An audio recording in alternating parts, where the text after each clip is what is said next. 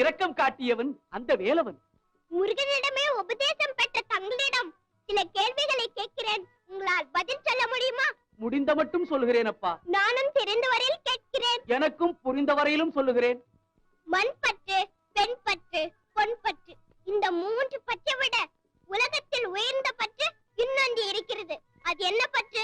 சொல்லுங்கள் பார்க்கலாம். எனக்கு தெரிந்த வரையில் தமிழ் பற்றுதான் தலை சிறந்த பற்று. இல்லவே இல்லை. தமிழ் பற்றை விட தாய் பற்றுதான் உயர்வானது. அப்பா, நான் தமிழையே தாயாக கருதுபவன். அது வேறு இது வேறு என்று நினைப்பவன் அல்ல. பாவம், உமக்கு தாயே இல்லை.